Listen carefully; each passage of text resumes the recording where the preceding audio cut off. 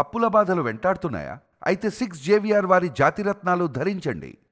Hi hello నమస్తే, నేను మీ కట్టా కార్తిక్. మనతో ఉన్నారు ప్రముఖ సామాజిక రాజకీయ విశ్లేషకులు సీనియర్ జర్నలిస్ట్ డివి శ్రీనివాస్ గారు. సార్ నమస్కారం. సార్ నమస్తే సార్, వైసీపీ పార్టీని ఒక్కొక్క నాయకుడు విడిపోతున్నారా అంటే అవునటువంటి సమాధానం వినిపిస్తోంది. ఇప్పటికీ అనేక మంది నాయకులు వైసీపీ పార్టీకి రాజీనామా చేయడం చూస్తాం. అధికారం ఉన్నప్పుడు చేశారు, అధికారం పోయిన తర్వాత చేశారు. అయితే ఇప్పుడు కొత్తగా వినపడుతున్న పేరు ధర్మానం సోదరులు, తర్వాత తమ్మినేని సీతారాం. అంటే శ్రీకాకుళం జిల్లా నుంచే వైసీపీ పతనం స్టార్ట్ కాబోతుందా అని చర్చ జరుగుతోంది. దీన్ని ఎలా చూడాలి? అంటే ఇవాళ జగన్మోహన్ రెడ్డిని నమ్ముకుంటే భవిష్యత్తు లేదు, ఉమ్, అతన్ని వదులుకుంటే భవిష్యత్తు ఉమ్, ఏంటి? వాళ్ళందరిలో ఒకటే ఆలోచన, ఎవరైతే జగన్ని వదిలేశారో వాళ్ళు బాగుపడ్డారు, ఉమ్, ఎవరైతే జగన్ని నమ్ముకుని ఉన్నారో వాళ్ళు చెడిపోయారు. ఓకే. ఎన్నికలకు ముందు చూసాం, ఉమ్, జగన్మోహన్ రెడ్డిని వదిలేశాడు ఎవరు? బాలశౌరి, వల్లభనేని బాలశౌరి. అతను ఏదో రేవంత్ రెడ్డి ఏదో సీఎం అయ్యాడని పార్టీ ఇస్తే ఆ పార్టీకి వీళ్ళందరూ ఎంపీలు అటెండ్ అయితే అతను కూడా అటెండ్ అయితే పోయి రేవంత్ రెడ్డి దగ్గర బీఫామ్ తీసుకో అన్నాడు. ఉమ్, ఇప్పుడు బాలశౌరి ఇవాళ జనసేనలో చేరాడు, ఎంపీగా గెలిచాడు. అవును. వంశీకృష్ణ శ్రీనివాస్ యాదవ్ విశాఖపట్నంలో, అతను ఏంటి అసలు 11 పేజీలు లేఖ రాశాడు. ఉమ్, అసలు అతనే జీతాలు ఇచ్చాడంటే వైఎస్ఆర్ కాంగ్రెస్ పార్టీ కార్యాలయంలో వాళ్ళందరికీ ఒక 20 కోట్లు ఏం ఖర్చు పెట్టుకున్నాడు ఆ పార్టీ కోసం. అలాంటి వాడిని హింసించారు, వేధించారు. బయటకు వచ్చి జనసేనలో చేరాడు, ఎమ్మెల్యే అయిపోయాడు. అవును. ఆదిమూలం ఇది పెద్దిరెడ్డి రామచంద్రారెడ్డి, అతనికి ఎంపీ టికెట్ ఇప్పించాడు. నువ్వు వద్దు, నీ ఎంపీ టికెట్ వద్దని అతను తెలుగుదేశంలో చేరాడు, ఎమ్మెల్యేగా గెలిచాడు. కృష్ణదేవరాయలు ఇది ఎంపీ. అనేక మంది మనం తీసుకున్నట్లయితే జగన్ని వదిలేసిన వాళ్ళంతా ఎంపీలుగా ఎమ్మెల్యేలుగా గెలిచిన పరిస్థితి. మాగంటి వాళ్ళ కుటుంబం కావచ్చు. మాగంటి శ్రీనివాసరెడ్డి, కోటంరెడ్డి శ్రీధర్ రెడ్డి, లేకపోతే వేమిరెడ్డి ప్రభాకర్ రెడ్డి, ఆనం రామనారెడ్డి, ఆనం రామనారాయణ రెడ్డి, అసలు ఈ రకంగా చూసుకుంటే అనేక మంది ఎవరైతే అతన్ని వదిలేశారో అందరూ గెలిచి కూర్చున్నారు. అవును. ఎవరైతే జగన్తో పాటు ట్రావెల్ అయ్యారో మునిగిపోయారు. అవును. అంటే అంటే సార్, అది టీడీపీ నుంచి వైసీపీలోకి వెళ్ళినటువంటి వల్లభనేని వంశీ లాంటి వాళ్ళు మొదటిసారి ఓటమిని చవి చూడాల్సిన పరిస్థితిలో పడ్డారు వాళ్ళు. అంటే ఇవాళ అలాంటి వాళ్ళందరినీ జగన్మోహన్ రెడ్డి ఎంకరేజ్ చేయటం. ఉమ్, ఏది కొడాలి నాని, వల్లభనేని వంశీ, రోజా. అవును. అంటే ఇప్పుడు ఎప్పుడైతే అసలు తన యొక్క నాయకుల్ని, తన కార్యకర్తల్ని అతను వదిలేసుకున్నాడో, ఇటు తెలుగుదేశం నుంచి జనసేన నుంచి వచ్చిన వాళ్లే తన కార్యకర్తలని భ్రమపడ్డాడో, వాళ్ళకి పెద్దపీట వేశాడో, అతను గొంతు అతనే తవ్వుకున్నాడు. అవును. ఇప్పుడు ధర్మాన ప్రసాదరావు, ధర్మాన కృష్ణ దాస్ అవును. శ్రీకాకుళంలో ఇప్పుడు రాజశేఖర రెడ్డి టైంలో పనిచేశారు. అవును. కిరణ్ కుమార్ రెడ్డి, రోసే సీనియర్ మోస్టులు కదా వాళ్ళంతా కూడా 7-8 సార్లు కంటెస్ట్ చేశారు, గెలిచారు. అట్లాంటి ఆ ధర్మాన బ్రదర్సే ఇవాళ జగన్మోహన్ రెడ్డి వదిలేశారంటే టోటల్గా ఇవాళ ఉత్తరాంధ్ర వాషౌట్. అంటే కాదు సార్, ఇంకోటి కూడా, ఇప్పుడు కాంగ్రెస్ పార్టీ ఏమి పికప్లో లేదు. కాంగ్రెస్ పార్టీకి జవసత్వాలు ఉన్నాయా అంటే డౌటే, దేశవ్యాప్తంగా కూడా డౌటే. అలాంటి పరిస్థితుల్లో ఎందుకు కాంగ్రెస్ వైపు వెళ్తున్నారు అంటే ఇవాళ ఆంధ్రప్రదేశ్ రాజకీయాల్లో తెలుగుదేశం, జనసేన, బీజేపీ కూటమి మరో 10-15 ఏళ్ళు ఉంటుందంటున్నారు.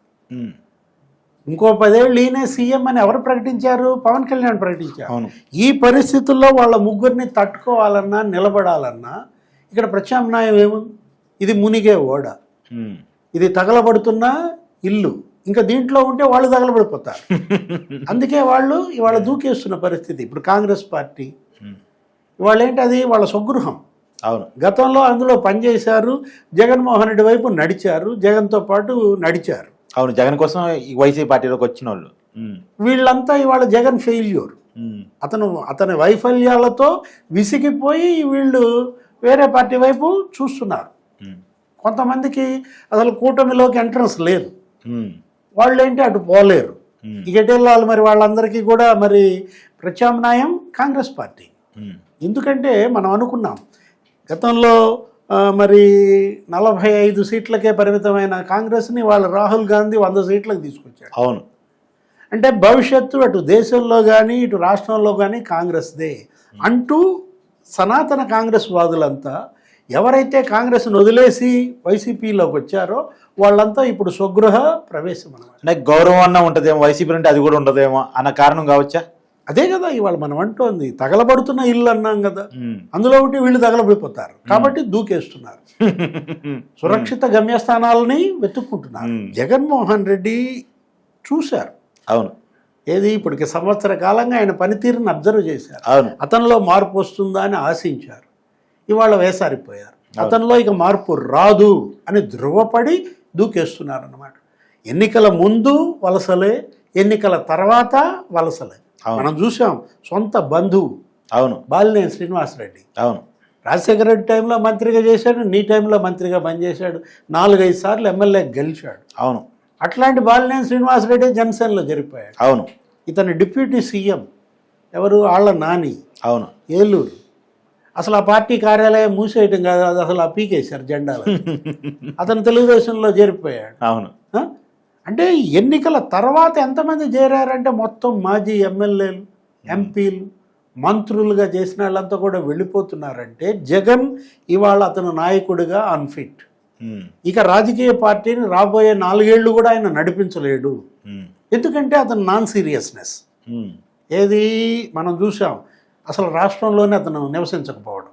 అవును 2 రోజులు తాడేపల్లిలో, 5 రోజులు బెంగళూరు యలహంకలో. ఎందుకంట అసలు ఇవాళ నువ్వు ఇంకా ఎవరికి నువ్వు భరోసా ఇస్తావు?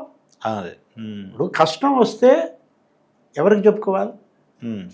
ప్రతిపక్ష నాయకుడు చెప్పుకోవాలి. ఇప్పుడు ఎవరి దగ్గరికి వెళ్ళి మన యొక్క కంప్లైంట్ ఇవ్వాలి?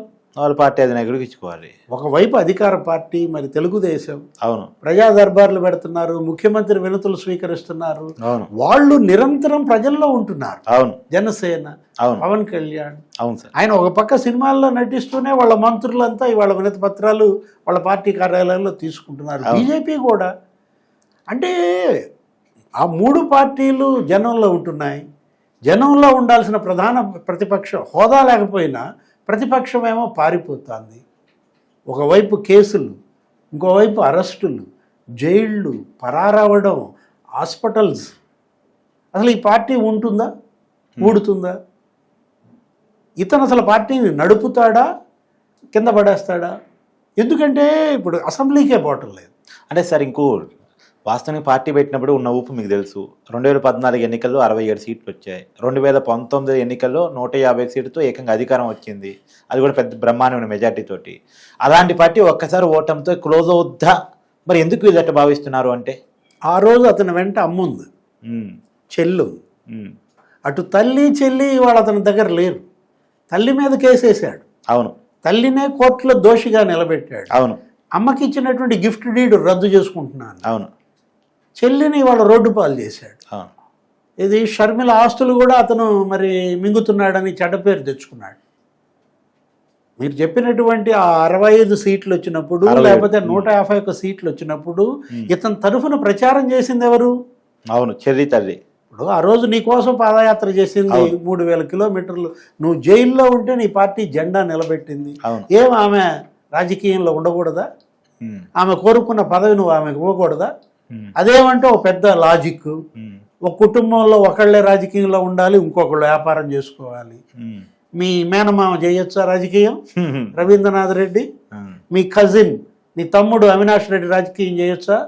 మీ బాబాయ్ వైవి సుబ్బారెడ్డి చేయొచ్చా రాజకీయం? అంటే వాళ్ళకి లేనిది ఆమెకొకటే ఏంటి కంటూ అంటే షర్మిల అంటే అసూయ. ఇవాళ జగన్మోహన్ రెడ్డి అసూయ జగన్మోహన్ రెడ్డిని అంటే ఎందుకు సార్ తనకన్నా బాగా మాట్లాడిద్దానే ఏంటి కారణం? అసలు ఇది ఎవరిపైన అసూయ? చెల్లిపైన అసూయ పడే అన్నని మొదటిసారి చూస్తున్నాం. పైపెచ్చు నీ కోసం అమ్మాయి నిలబడింది. అవును అంటే ఏంటి? Use and throw. వాడుకుని వదిలేస్తాడు. అమ్మనైనా అంతే, చెల్లినైనా అంతే, పార్టీనైనా అంతే, నాయకులనైనా అంతే, కార్యకర్తలనైనా అంతే. వాడుకుంటాడు, వదిలేస్తాడు అనేది ఇవాళ జగన్మోహన్ రెడ్డి ఏంటి ప్రూవెన్.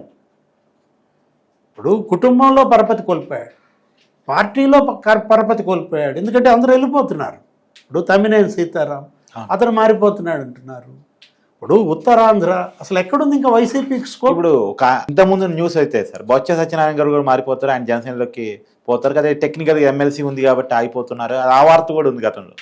అది కూడా ప్రతిపక్ష నాయకుడు హోదా ఇచ్చాడు. అవును ఆ మినిస్ట్రీ ఏదో క్యాబినెట్ హోదా ఉంది కాబట్టి అప్పుడప్పుడు వచ్చి చేస్తున్నాడు. అంటే ఇక జగన్మోహన్ రెడ్డి పక్కన నిలబడేది ఎవరు? కొడాలి నాని, వంశీ. జైలుకి వెళ్ళినా బయటకు వచ్చినా ఇక వాళ్ళు ఉంటారు. రోజా, విడుదల రజని, వాళ్ళకి ఆప్షన్ వేరే పార్టీలో రానివ్వరు కాబట్టి పిన్నెల్లి రామకృష్ణారెడ్డి, వీళ్ళ ఇవాళ అతని పక్కన ఉండేది. అంటే ఎవరు రాజకీయం చేసేవాళ్ళు ఎవరు అతని పక్కన ఉండరు, రౌడీయిజం చేసేవాళ్లే అతని పక్కన ఉంటారనేది వాళ్ళ మనకి కనపడుతున్న పరిస్థితి అన్నమాట. ఇప్పుడు అసెంబ్లీకి ఎందుకు వెళ్ళావు నువ్వు? అవును, అదొక బ్లండర్. అవును, 11 మందిని గెలిపిస్తే నువ్వు అసెంబ్లీకి వెళ్ళకపోవటం, అసలు ఫలితాలు వచ్చిన తేదీని ఎవరన్నా వెనుపోటు దినమంటారా? జూన్ 4 ఫలితాలు వచ్చిన రోజు. అంటే ప్రజల్ని అవమానించదలుచుకున్నాడు సార్ ఆయన. అంతే కదా, ఇప్పుడు ప్రజలు నీకు వెన్నుపోటు పొడిచారా? ప్రజలు ఒక నాయకుడికి పార్టీకి వెన్నుపోటు పొడిచారంటే అసలు అది ఆ పార్టీ ఆ నాయకుడు ప్రజా జీవితంలో అర్హుడేనా? అంటే జగన్మోహన్ రెడ్డి ఇవాళ ప్రజా జీవితానికే అనర్హుడు. మనం చెప్తోంది కాదు, ఇప్పుడు మీరు అంటున్నటువంటి అతన్ని వదిలేసి వెళ్తున్నటువంటి ఆ నాయకులు చెప్తున్న మాట, కార్యకర్తలు చెప్తున్న మాట, జెండా బీగేయడం ఖాయం అన్నమాట. కాబట్టే ఎవరి జెండా వాళ్ళు ఎత్తిపోతున్నారు. Thank you sir. నమస్తే.